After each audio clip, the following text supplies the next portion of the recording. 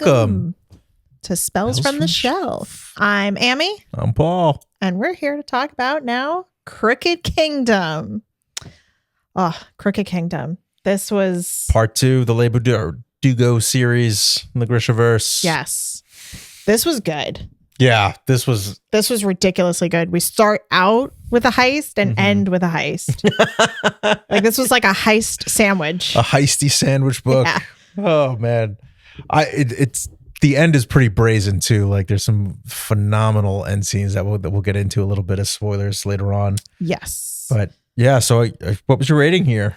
This one was 5. This one was 5. Yeah, I'm going 5 on this one. Like I would take time off to read this. Like you get totally hooked. It was great setup with Six of Crows, and we come out of the barrel shooting. Yeah, like rapid fire action in Crooked Kingdom. Do not bother me while I'm reading this. I was bothered when I would get interrupted. Like I also listened to this on audiobooks. I listened to both of them on audiobook. And different narrator? Same narrators. Same narrators.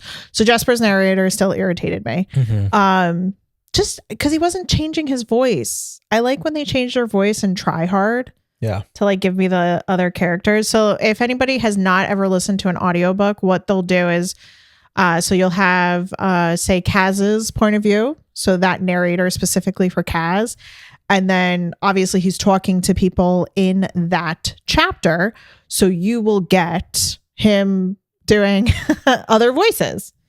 And they all did like a pretty decent job of it. I know there's like a lot of jokes going around when they change their voice for the different characters. Sometimes it sounds like super silly, but Jasper's narrator just like stuck with one tone voice, and that was fine. I was used to it by this. Yeah, but it was good. It was good to listen to. Every time I got interrupted listening, so I can listen while doing like some work tasks. Yeah, and I always hated when I had to like switch a work task to like not be able to listen. I was like, oh, come on. I'm like at a really good point. Come on now. So for the summary, the Six of Crows book ends with a double cross. Yes. So if you haven't read Six of Crows, spoiler coming up, they break Boyulbayer out, the chemist who creates Jurdaparem, who has the formula. He actually dies, but his son has either the formula or is trying to replicate the formula. He's busted out of the ice court. But the merch, Van Eck, who initially proposed the deal to Kaz for 30 million Kruge, right. Which we could assume is his hefty sum. Very hefty sum. Has double-crossed the dregs. So Crooked Kingdom is all about what happens when you double-cross Kaz Brecker. Ooh, yeah. And here's the thing about it. So at the end of Six of Crows, like Paulie said, if you did not read Six of Crows, this is going to be a spoiler because we're going to talk about what happens at the end of that. And Nej gets captured in the whole process of this double crossing, and Kaz is not happy. He is not happy that he got double crossed, but he's even more unhappy with the fact that they took his favorite wraith, who he will not admit he has feelings for. Yeah, that's it. He will not admit whatsoever. He just denies. And it's an interesting moment where he gets cornered by it's the shoe, right? It's the Kirgrid. Yes. These flying mechanical humans that like nobody quite understands what they are yet, right? Like she throws in these characters that can fly, and everybody's confused about it. So it gets a little bit, you start to learn about who they are in Crooked Kingdom. And it's basically bringing in another nation state, right? Like we talked a little bit about Fjorda, we talked about Ketterdam, and now we bring in the Shu and the Ravkins in a much more intense scenes, because what's happening is now it's the dregs versus nation states, right? It's the small barrel street gang against governments, against everybody. Against everybody. Like Kaz is like, I'm gonna fight everybody up in here. Yeah. if I don't get a Nej back, you're all on the chopping block. Because the other thing that gets more talked about is, so you do get a lot more so you get the start of, I think, backstory of each character and where they came from originally and how they became who they were in Six of Crows. Yes. But you get it even more so in Crooked Kingdom. Mm-hmm. Like you learn especially more about Inej. Yep. And how she was taken from her family when she was super, like she is young, but when she was younger, like a kid. Yeah, and we've got like human trafficking. Yeah, Right? It's a human trafficking like, situation. And Lee Bardugo takes a very, very serious topic and handles it very well. Because it's a serious topic, but she handles it well. She sheds light on it, and she gives us a character who was human trafficked and like what they've gone. And I think that's what makes Inej's character's faith even more important is that she had this terrible thing happen where she went through human trafficking, but the fact that she's able to maintain any kind of faith. And I think that's because if you have no hope, what do you have? Yeah. Like if she fell into that darkness, I think if she didn't have her faith and hope, her character would be like darker than Kaz's. Yeah. Like if because she could enter a villain era so quickly if she wanted to. Yeah, she's absolutely savage. And, you know, to your point, at the very end of this book, we see just how savage and terrifying Inej can be. Yeah, she can be really. It was one of my favorite scenes. It was almost like, you know, it was jarring. It almost felt like it was a departure for Inej's character. But you bringing that description up is really true. She could be darker than Kaz if she didn't have faith. Right. Yeah. I think that's why she tries to almost help Kaz without outwardly helping him become more trusting of just anybody. Yeah. Honestly. And I think it's because she's seen just as much darkness as him, if not more. And you get more of a backstory with like him too. And like you do why he wears the black gloves. Why he wears black gloves. What he went through, why he hates Pekka Rollins so much. And Pekka's a character we didn't talk about so much in the last podcast, but Pekka's the other barrel boss that Kaz competes with. And yeah. Pekka Rollins is basically the entire reason for Kaz's vengeance quest and why he is the way he is. Exactly why he is the way that he is. And he's the other antagonist.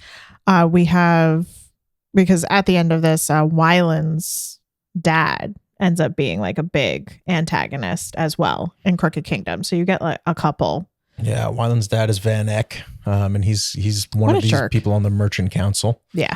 And he disowns his son because his son can't read, which is interesting because his son's kind of like a savant. Like he's an explosives demolitions expert. Right. Like he could just like blow up anything. He could play the flute. Yeah. He could do all these things. Like he can read music. He could do all these things really well. He's got a really strong intuition. But, you know, for whatever reason in this story, like Bardugo makes it so that he just can't read. And he's had all these tutors. He's had all these things. Yes. But he has this very intuitive, instinctual knowledge around, you know, chemistry, because him and Yul Bayer's character kind of help create certain bombs that help the dregs throughout the heist situation and the returning of Van Eck's, you know, second wife. Yes. So this book, like I said in the beginning, it's a heist sandwich because at first, you know, we have to get Inej back. Yep. So that's heist number one. And Kaz will burn this world to the ground if he does not get Inej back. And that's, of course, a major driver to the plot. You still have, as you can tell, all your same players. We still have Jasper. We have Matthias, Wyland, Kaz. You do still get Inej's point of view. We got Nina. So you have all your same players involved in this. You have your two antagonists of Pekka Rollins and Van Eck. And you still have the Grisha-verse kind of little magical element with Nina, and you get a little bit of Jasper in this book. We find out a little bit more about Jasper and what he's been hiding. But what I liked about learning more about Nina's heart rendering is that she can like alter your appearance. The tailor. Yes. Yeah, she can tailor. Which I didn't know, because that does not, and I know in our last episode with Six of Crows, we discussed the show. They don't talk about that at all in the show. Yeah. They just have Nina being the heart renderer. It's funny where because she can heal. in the Shadow and Bone series, Genya's the tailor. Is the tailor. And she's yes. like this expert tailor. And, you know, one of the things that the drug Jirta Parem enhances is the Grisha abilities. And Nina takes Jirta to get the dregs out of a bind in the first book. And the Crooked Kingdom is a lot about her recovery. But she tailors Wylan to look like a shoe boy, which is basically kind of like a simulacrum for like an Asian style of look. Yes. And everybody's confused. And that was kind of the ending of the first book where there was this the double cross where Kaz has Nina in her, you know, coming down off Jirta, but like ekes out just a little bit more of her.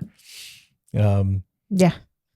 And we find out some more about the shoe characters, and that kind of, you know, Bardugo adds these like seeds or plants these seeds because in the next duology with the King of Scars, it talks about like the King of Ravka and his specialty and the shoe come into play in a really big way in that storyline. Okay. But we start to learn about the shoe some more in Crooked Kingdom. Okay. That's good to know. And I liked, you know, kind of getting to see more of her magic and like how she's able to do that, but also it's almost like she's recovering from like addiction. Yeah, no, I mean, Bardugo deals with these very intense heavy topics in a YA, which is okay. So somebody asked me this recently. YA doesn't mean that like you're only dealing with like kid topics, teenage angst. Yeah, teenage angst. We're not just dealing with angsty issues. Yeah, it is more. It's supposed to cover heavy themes, but in younger characters. And Leigh Bardugo, I've read a good amount of YA. I don't know. She kind of, in my mind, she's going to hold that spot. And for me, because she handles it so well. Every single heavy topic. She because Nina, you know, she's my favorite. She's this bubbly character who loves waffles. And she still loves waffles, but she's got like, you know, this book, she took like kind of a hit. Yeah. So Jirta basically in the story is super addictive. So I think you might liken it to something like heroin, right? You take Jirta once and you can never get that high again. Yeah. And you can never replicate the same amount of power that's executed on the first dose of Jirta. But if you take the second dose of Jirta Parem in the storyline, and this is where we start to get into the kind of the magical system, you're hooked for life. You cannot take it a second time. And to date in the story, nobody's been able to beat the addiction aspect of Jirta.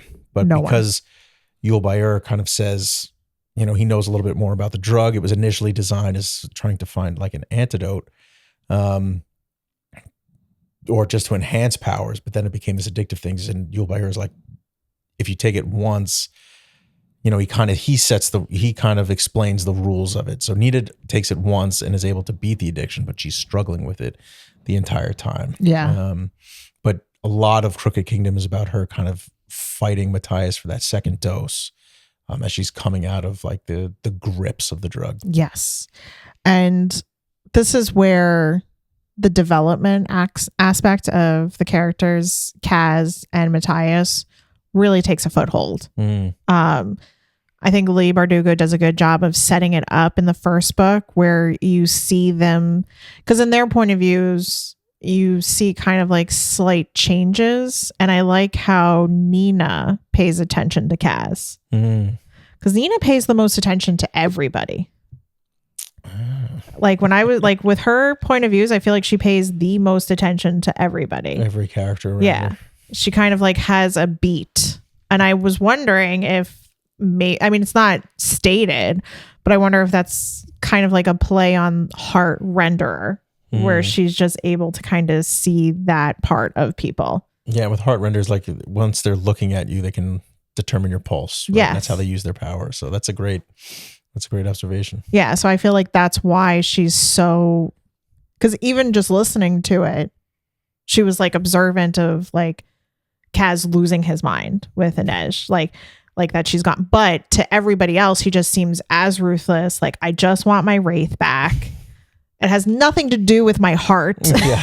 Well, I don't have that. You can't admit that. Yeah, I don't have that. I'm just, listen, I'd like to get I want my money. I want to continue doing what I'm doing. And I need her back for that. Yeah. And you get a little bit more of a Nej and like her backstory. So she's Suli, right? She came from an acrobatic family. Mm-hmm. And there's some, you talked a lot about Jesper being one of your favorites. There's a really great scene between Inej and Jesper where we learn more about Jesper, right? So Jesper's character, he farm boy to the city, and then gets stuck with an addiction to gambling, right? As we talk about these addictions.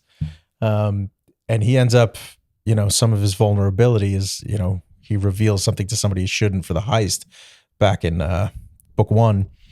And Jesper makes the mistake of revealing something to the wrong person, and it costs Inej the imprisonment. Yes. So he feels really bad, really guilty. And as in Crooked Kingdom, there's, one of my favorite Inej quotes is where she says, "The Suli have no words to say I'm sorry. We promise to make amends." And it's like Mati and Sheva Yelu. This action will have no echo. This action will have no echo. And it's such chills. Oh my God. She's just like a great character. And, we go more in depth with it. And I think it's a great adage, right? Like this action will have no echo. It's like, we don't say I'm sorry because you might break it again. It's like, I'm not going to do this again is where. Oh, I almost forgot about that. It encourages change. But that's so Inej. Yeah. Because like I said, just a little, at the beginning of this, Inej's character has a dark backstory, but she's built on her faith and that hope, and she has it in other people. She has a closeness with Jesper that I don't think a lot of the other characters necessarily but she understands him. He understands her. And it's kind of like a triangle between like Inej, Jesper, and Kaz, right? Separate from the other characters, even separate from Nina, because we know Nina's loyalties go to the Second Army and the Grisha first. I mean, and it's up for debate on who she stays loyal to, because there's actually a scene in the book where Kaz specifically says, "We know where your loyalties lie," and she's like, and she says something, and she's like, "Exactly." But there's this triangle relationship between Inej, Jesper, and Kaz, where it's not a love triangle, but they've formed their lives around each other. And they rely on one another in very important ways. And when one of those triangles is missing, they feel each character senses it. Yeah, they like really feel it. So what's great about both the books, Six of Crows and Crooked Kingdom, is it's heavy on found family being the trope. Yep. And I love the found family trope. Yeah. I think it's fantastic. Like finding your people, and sometimes they're not blood relation. And that's kind of what Kaz, Inej, and Jasper are to each other first. And you have these secondary characters that come into their family, but like you said, they're the main triangle of that family. Yeah. Like the three leaders of the dregs, even though Haskell's name only really the leader. Right. They're the ones that kind of lead and make the moves, bring fortune to the dregs. Yes. So they're the main players, and you feel that throughout the entire thing, especially when, Inej is captured at the beginning of this. You can feel that the two characters that are the most bothered by it are Jasper and Kaz. Yeah. And you have Wylan trying to like keep it all under control with his calm energy, and Nina's still eating waffles even though she's dealing with addiction very seriously. And Matthias comes into his own in this one. He does because he helps lead them out of a bind, right? Where he does. He kind of becomes this very important. He didn't want to be a part of their crazy family, but now he like can't stop it. He's in it. There's even some lines where he's like, "Oh my God, I can't believe I find myself agreeing with the demon."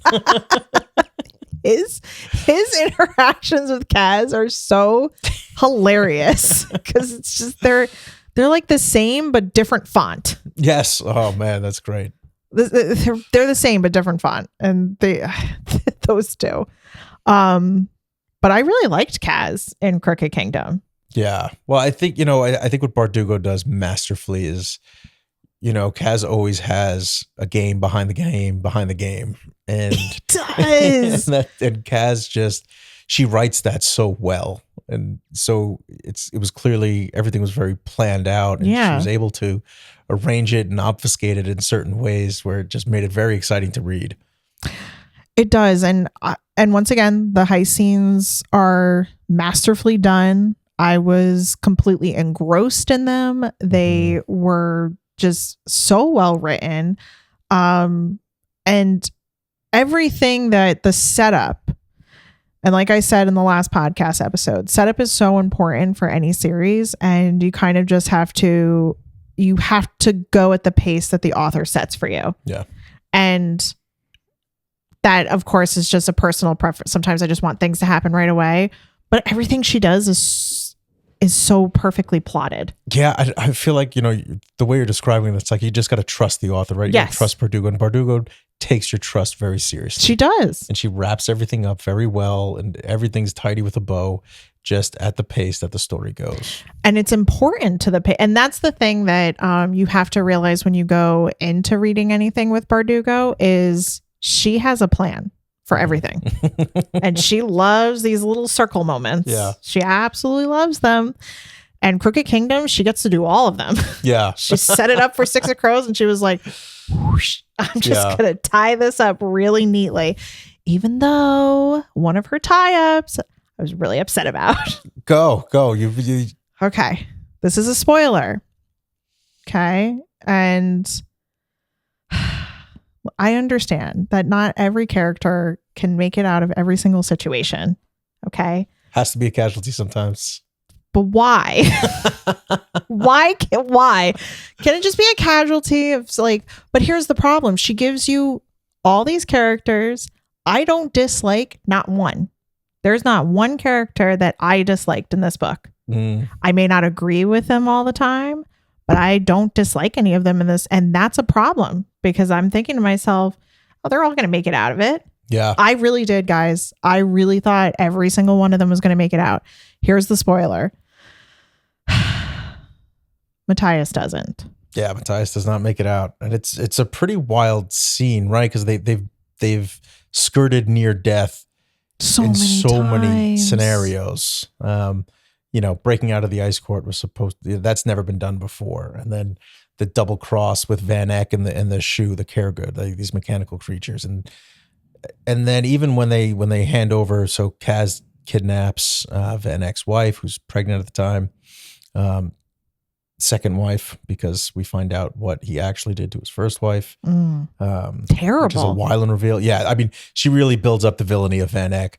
But going, they escape all these moments, like when there's that handoff on the bridge in Ketterdam, right? Like that's when the Caregood come and, so, but what's great, the way I thought she did it really well, where it wasn't going to be any real enemy that was able to kill the Driscoll, the giant barbarian. It was this young, frightened Driscoll who had just started and had eaten the propaganda of the Fjordans, hook, line, and sinker. Hook, line, and sinker. And he was scared to even make the shot. And I think that's what I'm going to try not to cry. Because here's where Leigh Bardugo is slowly becoming a top pick author for me, is her reasoning, I feel like, behind that entire situation was entirely on purpose. Oh, yeah. Because you have Matthias, who, like we said in our last podcast episode, was fed a lot of propaganda, hated for the sake of hating, didn't understand anything. And Nina kind of, without realizing it, made him think differently. Not just Nina, all the characters. You got Jasper, all of them, him just talking to them in these situations changed his character, and he was able to leave that propaganda setting, and you hear him trying to talk the kid down, and you think he's going to and I kept saying, I was like, okay, this is going to be a good moment. Matthias is going to change his life. It's going to be fantastic. It's going to be no. that's not what Lee Bardugo wanted. Lee Bardugo was like, haha, you thought. Well, he's the character that changes the most, right? He has the most about face on his point of view from where we meet him to his end. And I think in the world of the dregs and in the world of the barrel, where it is a savage land, to change that much, you just cannot survive. Oh, God, but why? That's so mean. Because all the characters change a little bit, right? Like I don't think Inej changes that much. I mean, she starts to understand Kaz a little bit more. Kaz changes a little bit, right? They get to touch each other, right? Like I think some of the scenes where Inej and Kaz touch for the first time, and we're talking about putting on bandages, right? Like we're not talking about anything spicy here. Yeah, these are YA. There's no spice. Yeah. But Jesper has like the hope or promise of change. Like even he realizes the struggle of his own change, where he's like, I can try to be a little bit better. He tried. And he says it to Inej, but Matthias changes the most. He does. And any change is a vulnerability, right? Any growth is a vulnerability. And that vulnerability is good, right? We all have to change and evolve. We all grow as we mature. But his perspective changes so radically that he pays for it with his life. And okay. Basically, this entire just like 10-minute section is going to be a spoiler because Nina trying to revive him was rough. Yeah. So imagine, if you will. Well, she does, right? She does actually bring him back for a moment. And I want you to tell the story, but just for context for our listeners here, Jurda Parem, when she takes it the first time, her powers change. Her powers change to being able to control the dead. So basically, like she has the ability to like control zombies. Yeah. You know? So, but now go where you were going. Okay. So I didn't know that was going to happen. So I'm like listening to it. I'm outside. Yeah. Laying down. Well, it's maybe a good thing you were laying down. Relaxing. I was like, wow, what a relaxing start to my evening. And then we get to her reviving him. And like Paulie said, so she does for a second bring him back, and she kind of goes, and Inej is talking her down. Like, you can't do this. Like, think about it. Like, she doesn't say that outright, but she's like, I really need you to think about this. Mm-hmm. Think about what this means. Think about what his life would be like, all this stuff. And Nina lets him go. And then you get this glimmer of hope of his chapter again. Yeah, it's one page, and it's really like a paragraph or two of him hearing the wolves, and I'm just sobbing. Just like uncontrollable sobs. And I think I said out loud, I'm straight up not having a good time. Not having fun. I do not like this part. No, this is not cool. And I stopped listening. And I think I didn't finish the book officially for another 2 days. Oh, wow. So you were like, I am taking a full break from this. You just killed one of my favorite characters. I was so pissed. Break. I was so mad. Wow. I was like, Lee Bardugo, how could you do this to me? And as you were talking about how Matthias has the most change out of all the characters, which is 100% true, out of all the characters that you get, he has exactly the most change. Yeah. If you're anybody who has done any kind of work on yourself, whatever that looks like, for some people it's therapy, some people that could be Reiki. There's so many different forms of working on yourself and healing from any type of anything. Trauma, right? Trauma, any type of trauma. And I would consider brainwashing trauma. Yeah. That, cults. Absolutely. Yeah, cults. He was in a cult in this book, essentially. You believe it for the sake of believing it. Even though I'm sorry to say, he's done.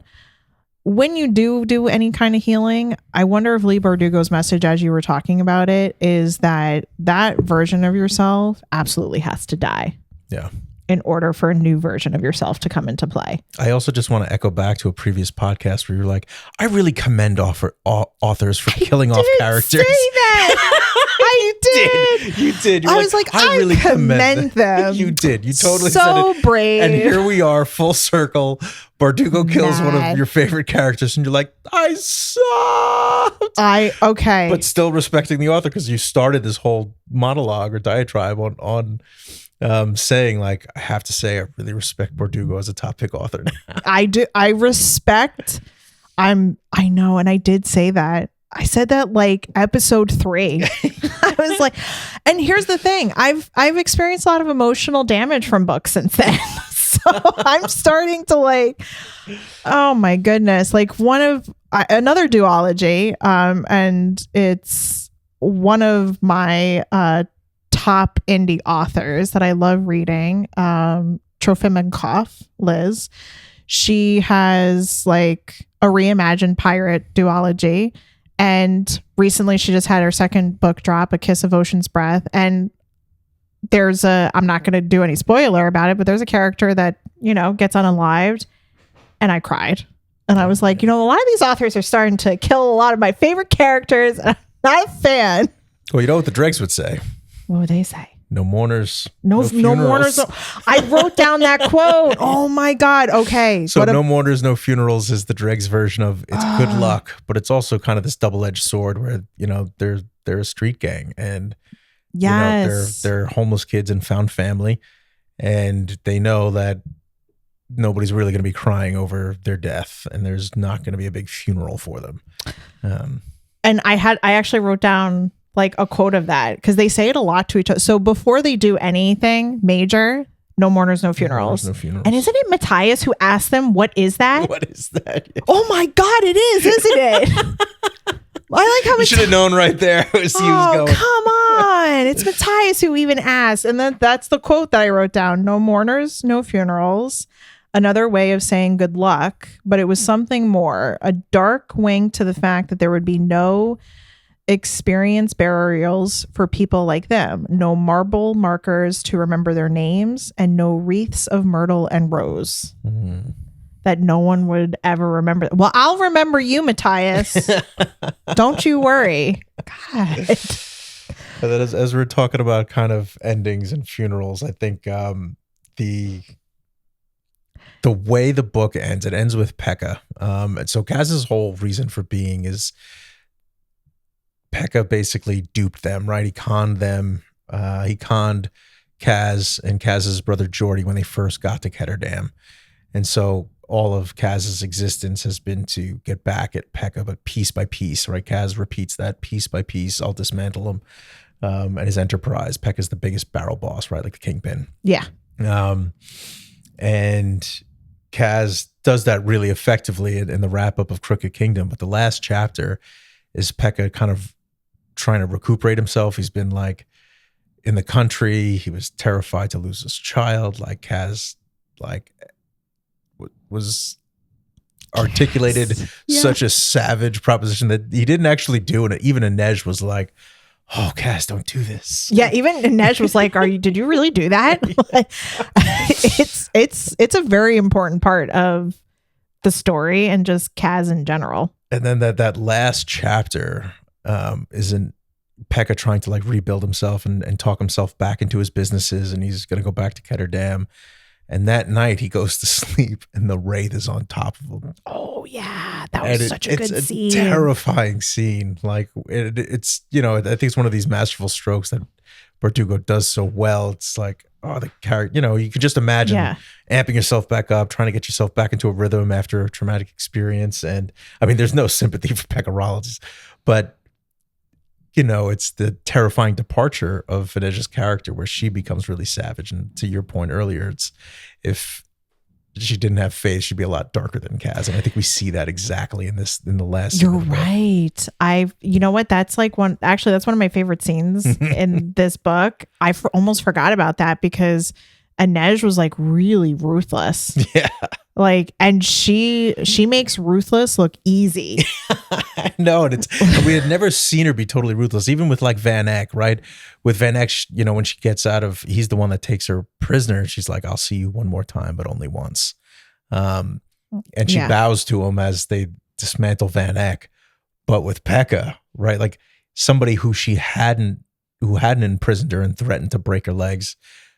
Pekka, she was basically defending Kaz. Yes. Yeah. And it was a savage defense. Very savage defense. I mean, yeah, Inej was scary. Yeah, in that moment, absolutely. Because, like I said, guys, she kind of is the one who talks a lot of the characters off their edges a good amount of times. Like, she's the voice of reason, and when she's not around, you can feel a little bit of the chaos in her not being there in those moments. But she's a fuck around and find out. Be like, shit, that should be her. That should be her mantra. Yeah. Like, keep pushing her buttons, and you're gonna find out. And Pecker Allen's kind of find out there. Yeah. Oh my God, that's right. Do you like life, Rollin? Yeah, she was so intense. Yeah.